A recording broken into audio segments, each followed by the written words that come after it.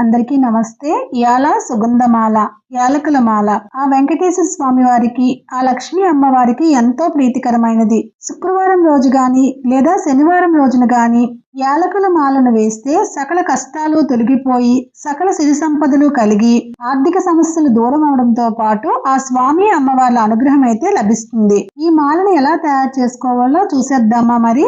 మంచివి పచ్చగా ఉన్న యాలకులను 27 తీసుకోవాలి. 27 ఎందుకంటే 7 జన్మల్లో 27 నక్షత్రాల్లో మనం ఏ నక్షత్రంలో జన్మించామో తెలియదు.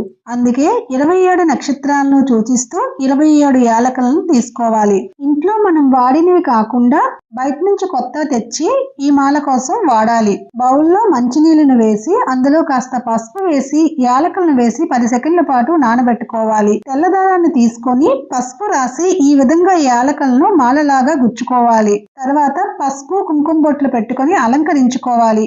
ఇలా అలంకరించిన మాలను స్వామివారికి గాని లేదా అమ్మవారికి గాని వేస్తే లక్ష్మీ కటాక్షంతో పాటు స్వామి అమ్మవార్ల అనుగ్రహం అయితే కలుగుతుంది. ఈ మాలను మళ్ళీ ఎప్పుడు తీయాలి అంటే 3వ రోజున గాని 5వ రోజున గాని 7వ రోజున గాని తీయవచ్చు. లేదా శనివారం వేస్తే మళ్ళీ శనివారం రోజున తీయవచ్చు. ఈ తీసిన మాలను ఏం చేయాలి అంటే పారే నీళ్ళల్లో కలపవచ్చు. లేదా ఏదైనా గుడిలో హోమం చేసేటప్పుడు ఆ హోమంలో వేయవచ్చు. లేదా మాంసాహారం వండని రోజు మాంసాహారంలో కాకుండా మిగతా వంటల్లో కూడా యూజ్ చేయవచ్చు. ఈ వీడియో మీకు నచ్చితే లైక్ చేసి మీ ఫ్రెండ్స్ అండ్ ఫ్యామిలీ మెంబర్స్ కి షేర్ చేయండి. అలాగే మన ఛానల్ ఇప్పటివరకు సబ్స్క్రైబ్ చేసుకున్నట్లయితే సబ్స్క్రైబ్ చేసుకోండి. నమస్తే.